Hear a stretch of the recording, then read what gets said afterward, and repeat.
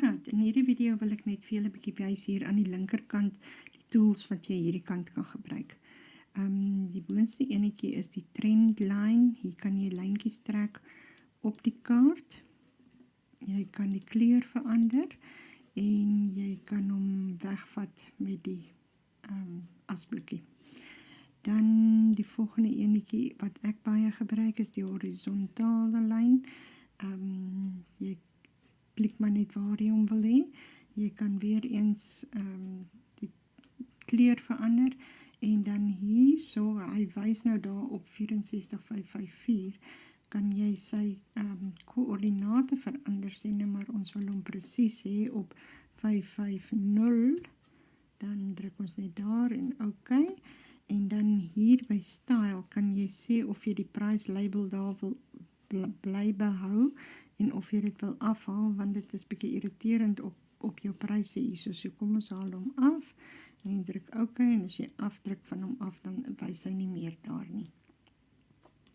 Alright, dan die volgende een wat ek julle wil wys is jy kan ook vertikale lyne trek, dieselfde storie. Jy klik net daar en dan klik jy waar jy hom wil hê. Ook weer kleure verander, met die nat kan jy jou koördinate verander en daar kan jy dit wegvat. Kom ons haal daai enetjie ook af. En dan alternatiewelik kan jy met Alt en H horisontale lyne trek. So jy kan dit so maak. Jy wys net met jou muis waar jy dit wil hê en dan klik jy, dan druk jy net Alt en H en vertikaal druk jy Alt en V. Dan maak jy daai lyne. Undo, vat dit weer weg of jy druk op die asblikkies. Hier aan die volgende enetjie het jou Fibonacci goeters. Dit kan julle Google op met YouTube, daar is video's vir dit. Ek het geen idee wat beteken dit nie. Die volgende een is patrone wat jy kan trek. Ek het ook geen idee nie, YouTube dit. Op hierdie enetjie wil ek graag vir julle 'n video maak oor die long position en die short position en ook enetjie oor hierdie fixed range volume profile. Ek sal dit ook maak. En dan die volgende een is wat ek hier baie gebruik is die rectangle. Hier kan jy sulke boksies trek, selfde ding.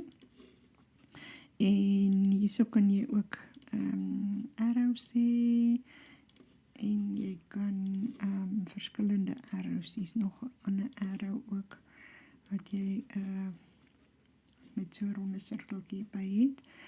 En ja, en hierso kan jy nou maar verder speel met wat jy wil waai. Hier is allerhande goed.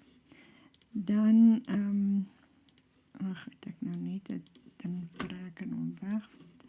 Dan kan jy ook teks hier insit. Jy klik maar net waar jy jou teks wil insit. En jy kan dit wegvat. En dan het ons emojis. En as jy nou wil 'n emoji iewers ter sit. En dan daar is 'n measuring tool. En ja, dit is dit. Dit is jou tools hier aan die linkerkant wat jy kan gebruik.